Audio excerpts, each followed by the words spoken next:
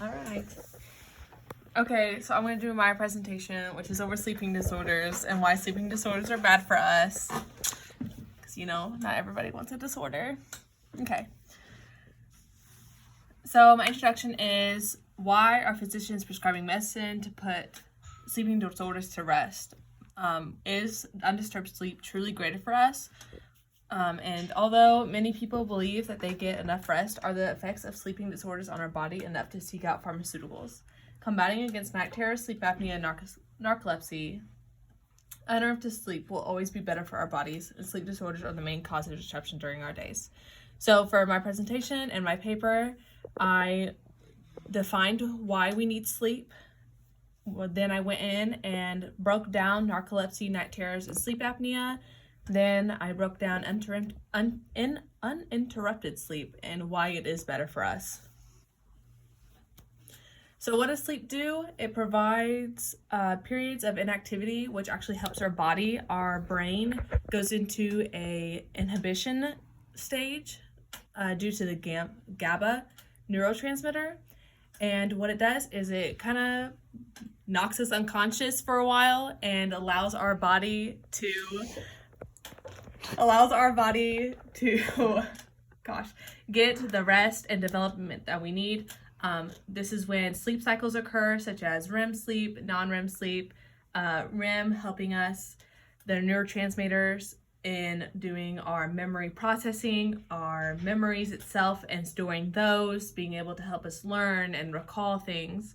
Our non-REM sleep helping us with our growth and helps us produce those hormones to, grow and for our children to get bigger.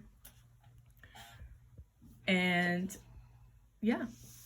So for the amounts of sleep that we should get, there's no set amount of sleep that we should get. There have been studies that have told us that, children and infants need, up to 10 to 12 hours a day, adults 8 hours. And then as you get older, the amount of sleep that you need is less and less. But actually there is no set amount. You just kind of sleep whenever your body tells you to. Our circadian rhythm actually secretes a hormone that tells us that we are ready to sleep. Most of the time, we get 16 hours of wakefulness period and 8 hours of sleeping period. This is due to our circadian rhythm with that hormone that secretes at 12 hours. It tells you that, hey, you're tired. 14, let's start going to bed. And 16, you being in bed, all right, let's go to bed. So since there is no quite set amount of sleep, there are a few stipulations to feeling that you got enough sleep, which is during the day, you need to feel wide awake and you don't lose attention during the day. You need to be attentive with whatever you're doing, work, studies, and all that. The quantity and quality are both equally important in sleep.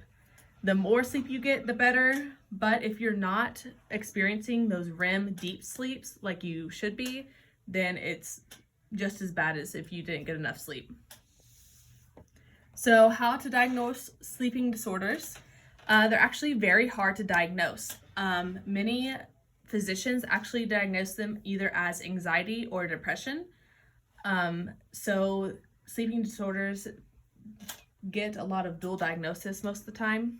There is a lot of miscommunication between the patient and the therapist or physician. Many patients will downplay their symptoms or overplay their symptoms, and there's really no way to categorize different words and phrases like I am tired. That can mean a few different things to very many people. So the first one I went into depth with was narcolepsy, and this is due to abnormal amount of brain chemistry. And what happens is this brain chemistry keeps you awake at night. Your brain does not get into the GABA neurotransmitters don't set off, so you don't get into that state of inhibition. So your brain is constantly awake, and it shows by the characteristics, which is excessive daytime sleepiness, the sudden muscle weakness, the sleep paralysis, and the hallucinations. The top two characteristics of narcolepsy and what many physicians actually diagnose narcolepsy on is the excessive daytime sleepiness, which most of us actually experience, which is kind of crazy that that is what physicians, diagnose us on. And then the sudden muscle weakness, a lot of fatigue.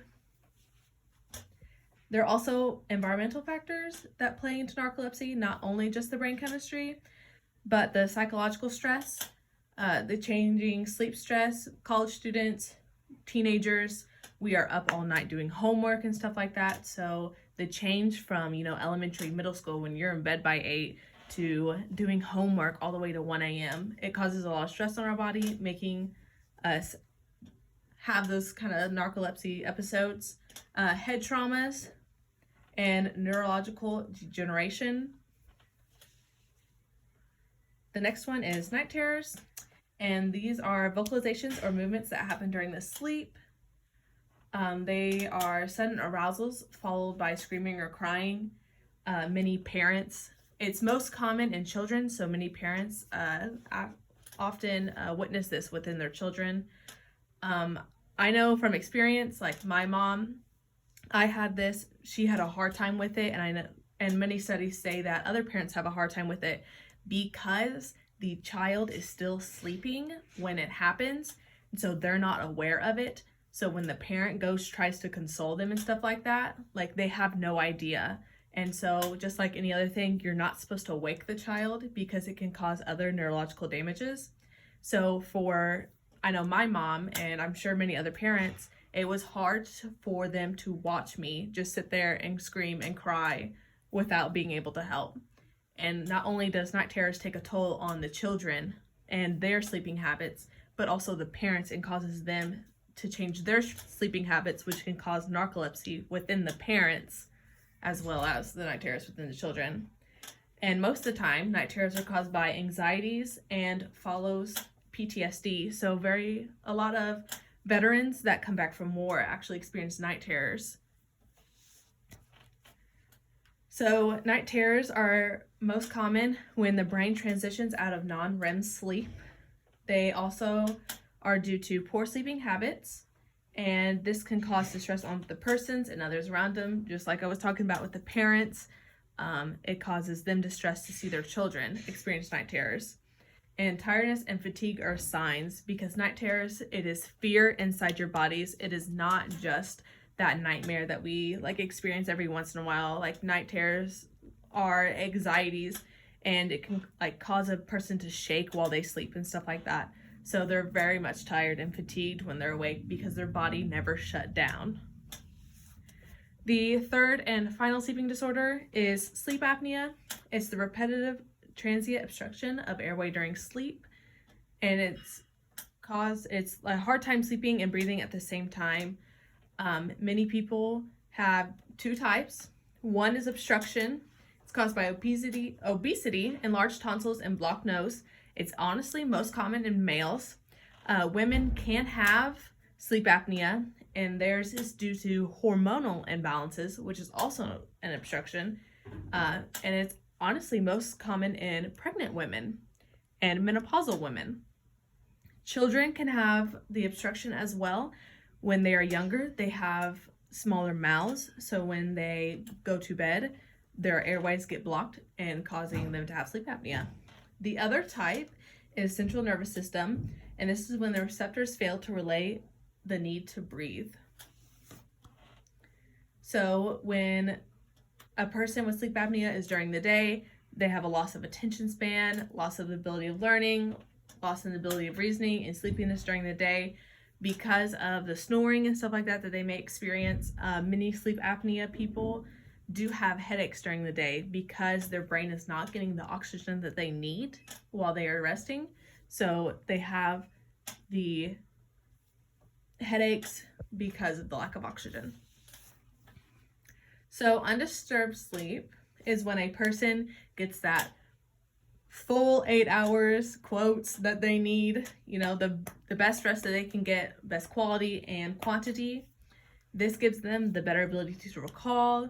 They are more attentive, they have a motivational drive, and have so much more energy than those that have sleeping disorders.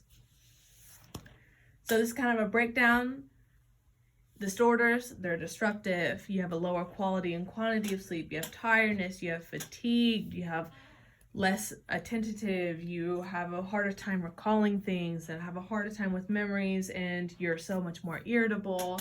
You don't really have a grasp on your emotional awareness. But when you get the kind of sleep that you need, the undisturbed sleep, that's what we're really seeking for, is a better quality and quantity of sleep. You're more attentive, you can recall those memories and you can store them, and you have an enhanced emotional awareness, and it's just overall just so much better for you.